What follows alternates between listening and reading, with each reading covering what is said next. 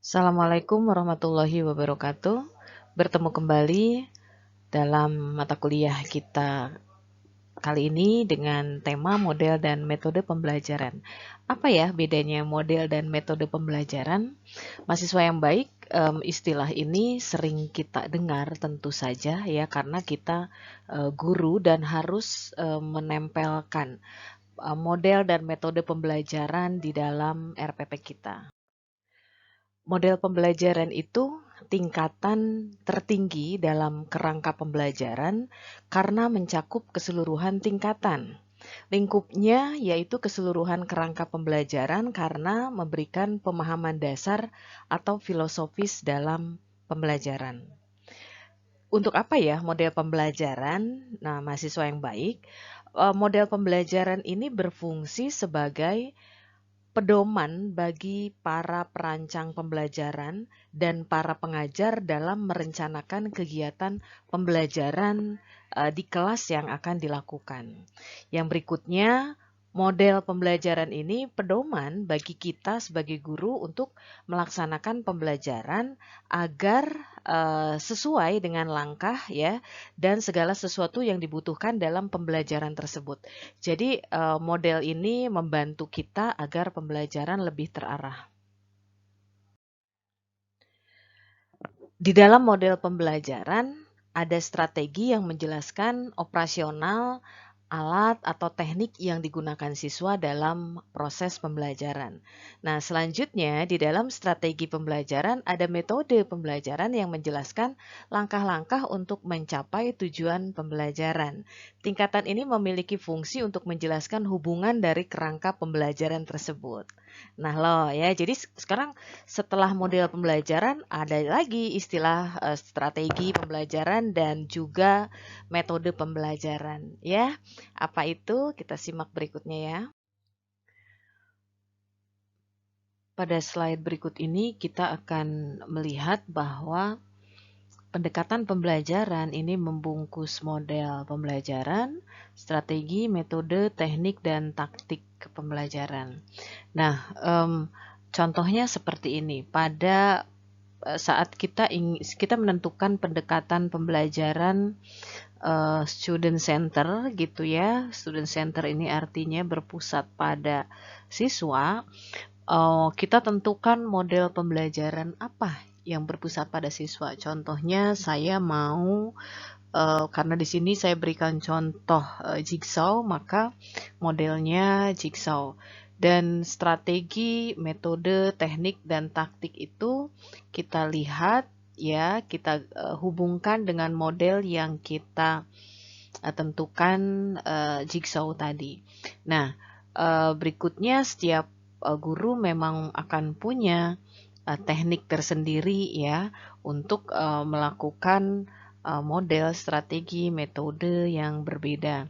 Nah, jika strategi pembelajaran lebih berkenaan dengan pola umum dan prosedur umum aktivitas pembelajaran, ada lagi kita mengenal dengan istilah strategi pembelajaran yang berhubungan dengan tipe dan jenis pembelajaran yang kita pilih.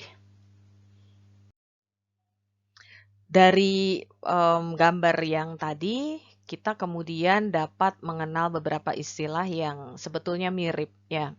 Dan ini juga masih debatable ya dalam arti mungkin orang nggak terlalu memikirkan saya mau menggunakan ini model atau metode ya gitu ya, atau ini teknik atau taktik ya begitu. Jadi kita memang untuk mempelajarinya kita harus mengetahui teori-teorinya gitu ya.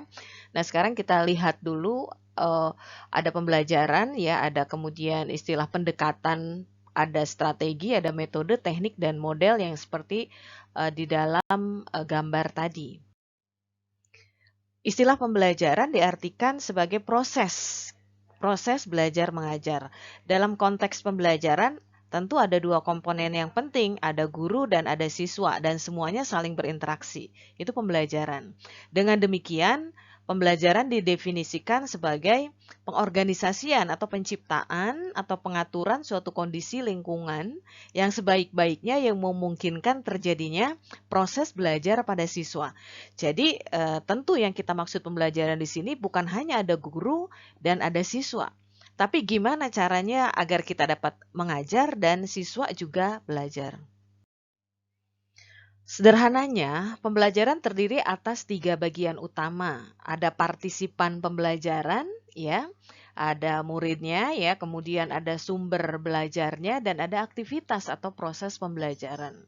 Ketiga bagian ini sebaiknya disinergikan. Artinya, pembelajaran yang punya makna itu ada keterikatan dong antara partisipan pembelajaran, antara sumber dan aktivitas, gitu ya. Jadi si partisipan juga melakukan proses pembelajaran. Sumber belajar juga dipergunakan sehingga pembelajaran menjadi punya makna. Partisipan diberikan peran sesuai dengan tugas dan fungsinya terhadap layanan sumber belajar dan aktivitas pembelajaran. Sumber belajar juga sama disiapkan dan dibuat sesuai dengan kebutuhan pengguna dan mendukung aktivitas pembelajaran. Aktivitas pembelajaran difasilitasi untuk mendukung interaksi partisipan dalam proses pembelajaran untuk mencapai tujuan pembelajaran dan didukung dengan sumber belajar yang memadai. Nah, partisipan ini kita misalnya sebut saja siswa. Dia punya peran dong di dalam sebuah proses pembelajaran. Dia berperan sebagai orang yang memang kita bimbing, ya, sebagai fasilitator. Guru tentu harus bagaimana caranya si partisipan ini menerima pembelajaran dan dia aktif dalam prosesnya menggunakan sumber belajar yang memang disiapkan. Gitu. Nah, tujuan akhirnya tentu pada tujuan pembelajaran yang memang sudah kita tetapkan. Sebagai guru, kita paham betul bahwa proses pembelajaran itu harus punya langkah, ya. Ada 3 tahapan proses pembelajaran. Yang pertama, persiapan, pelaksanaan, dan yang ketiga, evaluasi. Dengan demikian, perlu ditentukan tolok ukur yang baik, ya, agar kita bisa mengevaluasi proses pembelajaran yang kita lakukan. Tolok ukur itu untuk apa? Untuk membandingkan. Ini anak sebelum melakukan pembelajaran, sebelum terlibat di dalam proses pembelajaran seperti apa dan sesudahnya seperti apa. Apakah proses pembelajaran ini mempunyai hasil yang kita inginkan sesuai dengan tujuan yang sudah kita tetapkan atau tidak, ya. Di samping itu kita juga bisa melihat efisiensi pembelajaran, ya. Bisa dilihat dari efisiensi biaya, sumber daya, ruang dan waktu dalam pencapaian tujuan pembelajaran. Kadangkala kita melakukan proses pembelajaran tidak mempunyai hasil yang diinginkan. Nah, dari situ kita bisa menentukan, ya, mengevaluasi sendiri hal apa yang kemudian mengganggu proses pencapaian tujuan, ya, atau proses pembelajaran.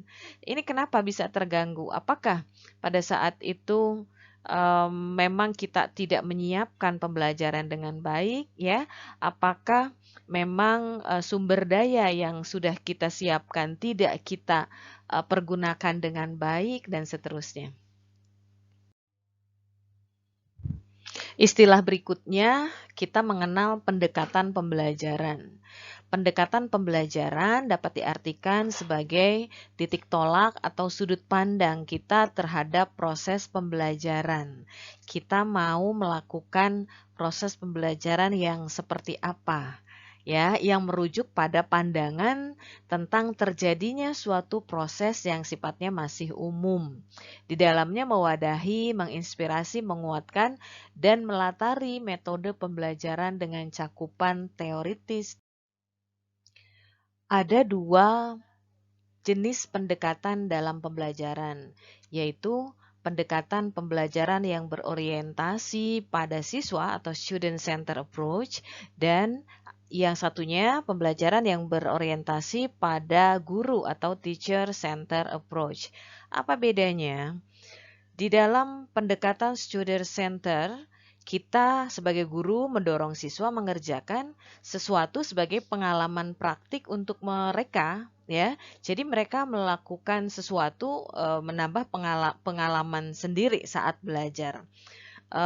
Pusat pembelajaran diserahkan langsung ke siswa ya dengan supervisi dari guru. Itu yang student center approach. Kalau pendekatan pembelajaran yang berorientasi pada guru, artinya pembelajaran ini berpusat pada guru sebagai seorang yang dianggap ahli dan memegang kontrol selama proses pembelajaran. Jadi guru bertindak sebagai pakar. Contohnya seperti ini mudahnya di dalam teacher center approach, guru ceramah begitu ya. Jadi guru dianggap sebagai ahli sehingga dia yang memberikan materi ya full. Nah, sementara student center ada kegiatan praktek yang dilakukan siswa sehingga siswa mengalami sendiri proses belajar. Jika pendekatan, strategi, metode, teknik, dan bahkan taktik pembelajaran sudah terangkai, maka itu bisa dikatakan sebagai model pembelajaran. Jadi model pembelajaran itu bentuk pembelajaran yang tergambar dari awal sampai akhir, yang disajikan secara khas oleh guru. Makanya kita itu akan lebih mudah membedakan model pembelajaran dengan yang lain dengan adanya sintak atau fase-fase di dalam model pembelajaran. Ya, fase itu langkah yang memang sudah diteliti ya, sudah dilakukan berbagai eksperimen dalam pembelajaran ya oleh para ahli dan kita sekarang mengenalnya dengan model pembelajaran. Karena model pembelajaran itu merupakan perencanaan, ya, perencanaan yang sudah punya pola, yang di dalamnya juga ada langkah-langkah, ya, yang kita gunakan sebagai pedoman kita melakukan pembelajaran di kelas, maka di sana juga kita harus menentukan perangkat-perangkat yang akan kita pergunakan. Contohnya kita mau menggunakan kurikulum apa, bukunya apa, gitu ya, filmnya apa, dan seterusnya.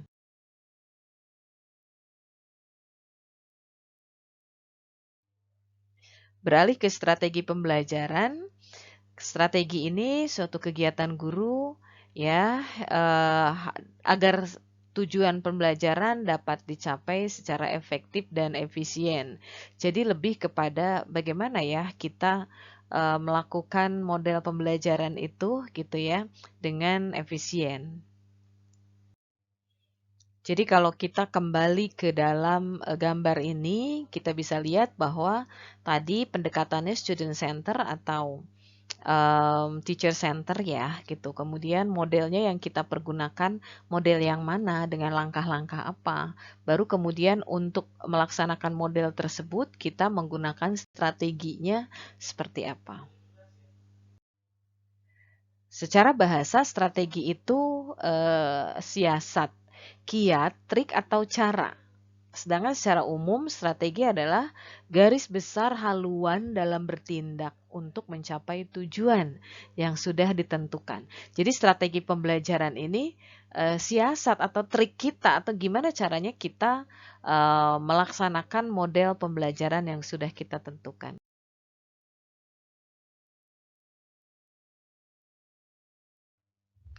Strategi pembelajaran dikelompokkan ke dalam dua bagian. Yang pertama, exposition discovery learning, dan yang kedua, group individual learning. Ditinjau dari cara penyajian dan cara pengolahannya, strategi pembelajaran dapat dibedakan antara strategi pembelajaran yang induktif dan deduktif. Mahasiswa yang baik ketika mengajar, apakah kita menggunakan metode pembelajaran? Untuk apa dilakukan? Jadi begini, metode ini upaya kita untuk mengimplementasikan rencana yang sudah kita susun. Jadi, metode digunakan agar strategi yang sudah kita tentukan itu dapat berjalan dengan baik, ya. Teknik pembelajaran adalah cara yang dilakukan guru dalam rangka mengimplementasikan suatu metode yang sudah dipilih tadi. Misalnya, cara yang harus dilakukan agar metode ceramah dapat berjalan efektif dan efisien. Kadangkala ketika kita sudah menentukan metode pembelajaran yang sama sekalipun antara dua guru, nah taktik pembelajarannya bisa berbeda. Jadi taktik ini lebih kepada gaya guru dalam melaksanakan teknik atau metode yang sudah ditentukan. Jadi lebih individual sifatnya ya, walaupun dua orang sama-sama menggunakan metode ceramah gitu ya, tetapi pasti mereka akan melakukannya secara berbeda. Ya, misalnya taktik menggunakan ilustrasi atau menggunakan gaya bahasa atau bercerita atau menggunakan bantuan boneka tangan, presentasi dan seterusnya. Jadi berbeda, itu yang disebut dengan taktik pembelajaran. Sebagai contoh model pembelajaran, ya, saya akan tampilkan model pembelajaran Jigsaw. Model pembelajaran Jigsaw ini adalah pembelajaran di mana siswa belajar dalam kelompok. Ya, mereka bertanggung jawab atas penguasaan materi yang ditugaskan kepadanya, lalu mengajarkan kembali kepada anggota kelompok yang lain. Maka di dalam model ini kita mengenal ada kelompok ahli, ya, kemudian ada kelompok asal. Ada banyak alasan mengapa guru menggunakan model ini. Salah satunya tujuan yang diharapkan adalah siswa dapat bertanggung jawab terhadap proses pembelajaran yang dia lakukan. Karena dalam Jigsaw ini mereka punya tugas mempelajari bersama dalam kelompok ahli, kemudian menyampaikan kepada teman-temannya di kelompok asal mereka. Selanjutnya kita perhatikan bagaimana setiap fase ini terjadi. Kenapa disebut model? Karena memang dia menggunakan fase-fase atau sintaks. Fase 1, 2, dan seterusnya, atau sintaks 1, 2, dan seterusnya. Fase pertama, sampaikan tujuan pembelajaran kepada anak-anak. Yang kedua, sajikan informasi, fakta, data terkait materi pembelajaran. Fase ketiga, bagilah kelompok dan sebutlah ini kelompok asal. Berikan materi yang berbeda kepada setiap anggota kelompok. Kemudian pada fase keempat, ini ada expert group atau kelompok ahli. Jadi tiap anggota yang punya materi bersama berkumpul. Misalnya setiap anggota grup kita berikan nomor 1 sampai 4 misalnya ya, atau 1 sampai 5 tergantung jumlah kelompok. Kemudian mereka diberikan materi yang berbeda. Nah, kelompok-kelompok ini kemudian pada fase 5 bergabung ya sesuai materi yang mereka punya. Kemudian berdiskusi untuk dapat menjelaskan apa yang akan disampaikan kepada teman-teman di kelompok asal. Nah, setelah mereka punya materi masing-masing, sudah dapat menyampaikan, mereka akan kembali ke kelompok asal dan memberikan materi yang tadi didiskusikan di kelompok expert. Kemudian kita bisa melihat bahwa setiap anggota mempunyai tanggung jawab menjelaskan kepada temannya di kelompok asal ya. Dengan demikian lengkap sudah dalam kelompok itu ada berbagai materi yang memang dari beberapa grup dengan materi yang berbeda. Kemudian untuk fase 6 adalah evaluasi, fase 7 ada penghargaan. Demikianlah contoh model Jigsaw kali ini. Kita dapat bertemu kembali dalam berbagai model dan metode yang lainnya. Terima kasih banyak atas perhatiannya. Assalamualaikum warahmatullahi wabarakatuh.